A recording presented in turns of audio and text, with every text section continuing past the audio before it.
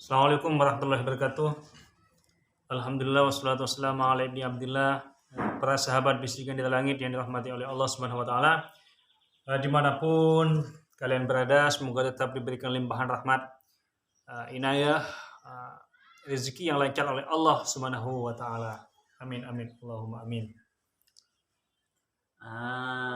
Sekarang saya mau bertanya, Gus. Ya, silakan. Cinta dan politik, apakah ada persamaan? Ada sebuah ungkapan itu di sebuah kitab Mukhtarul Ahadits An-Nabawiyah yang ditulis oleh Syekh Ahmad Al-Hasmi Bik. Ahbib habibak haunan ma asa ayyakuna baghiduka haunan ma. Abghid baghiduka haunan ma asa ayyakuna baghiduka yauman ma. Ahbib habibaka yauman ma. Maknanya begini, cintailah kekasihmu biasa-biasa saja, mungkin suatu hari nanti ia akan menjadi musuhmu. Dan bencilah musuhmu biasa-biasa saja, mungkin suatu hari nanti ia akan menjadi kekasihmu.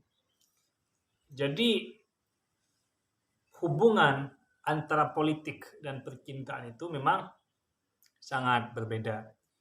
Kalau secara hati memang semacam ada kesamaan.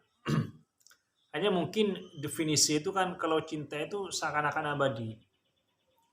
Saya kira kalau cinta itu tidak seperti itu. Cinta itu sama halnya juga dengan politisi. Hati itu kan kolbun, yaitu berbalik-balik.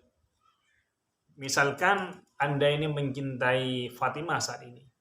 Bisa saja suatu hari nanti Anda ini membenci Fatimah.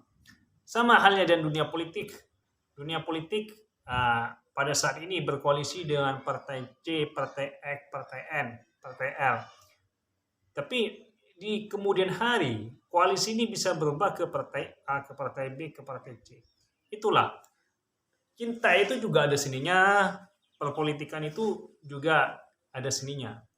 Kalau cinta itu dipenuhi dengan bumbu-bumbu syair-syair langit, kalau politik itu dibumbui dengan sandiwara-sandiwara kebohongan, tapi mampu membuat target yang dibohongi itu dia tergait.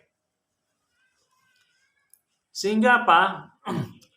Banyak orang-orang politisi itu tidak konsisten sama halnya dengan orang yang bercinta.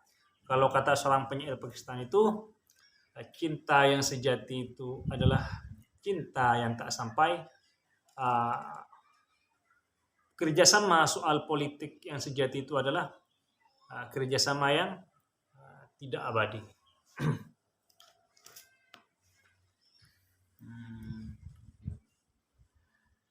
Sekarang seterusnya saya mau bertanya lagi. Ya, silakan. Belakangan ini banyak para dai-dai di YouTube yang membahas tentang sufi mistisme. Bagaimana pandangan sufisme tentang politik? Sufisme, mistisme itu kan suatu hal-hal yang kadang sesuatu di luar akal kebiasaan. Ya. Kalau sufisme itu kan jernih. Tapi kalau sufi-sufi yang saat ini ya banyak. Karena sufi yang saat ini kan dimaknai suka film dewasa, film motivasi, film romantisme, film action dan lain sebagainya. Kalau dulu itu politisi itu biasanya tidak pernah lepas dari hal-hal mistis. Mulai dari zaman dulu awal-awal diciptakan kerajaan pertama.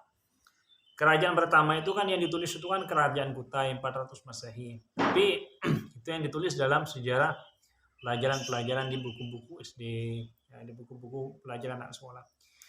Tapi banyak pelajaran-pelajaran itu, banyak sejarah-sejarah itu yang mengisahkan jauh sebelum itu bahwa Indonesia ini memiliki kekuatan yang sangat luar biasa. Salah satu bukti bahwa para sejarawan itu mengatakan bahwa negara Atlantis itu ada di Indonesia. Kurang lebihnya begitu tentang apa mistisme dan tentang hubungan mistisme dan para politisi itu. Tapi yang lebih saya tekankan di sini biasanya politisi itu di hampir setiap pemilu itu melakukan berdekatan tidak hanya pada rakyat, tapi kepada orang-orang yang memiliki kekuatan-kekuatan gaib, mistisme itu. Bahkan ada salah satu calon wakil presiden kemarin yang mengatakan bahwa dia ingin melakukan soan-soan itu kepada para kiai-kiai sakti. Kenapa begitu? Karena mereka percaya akan adanya kekuatan-kekuatan langit yang membantu mereka yang berusaha di bumi. Lah, persoalan sufisme ini kalau dulu itu orang-orang kan banyak sejarah-sejarah ini yang diselewengkan ini oleh tokoh Belanda misalkan, bahwa seakan-akan sufisme itu dipisahkan dengan kekuatan para raja-raja.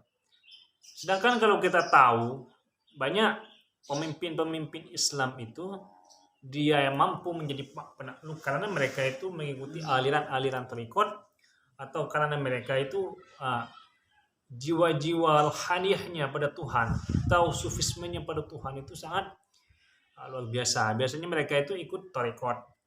Muhammad Al-Fatih itu sufismenya itu luar biasa itu, yang menaklukkan Konstantinopel. Salahuddin Al-Ayyubi ya juga sama. Abu Bakar itu luar biasa juga. Hampir semua raja-raja religius itu sufismenya tinggi.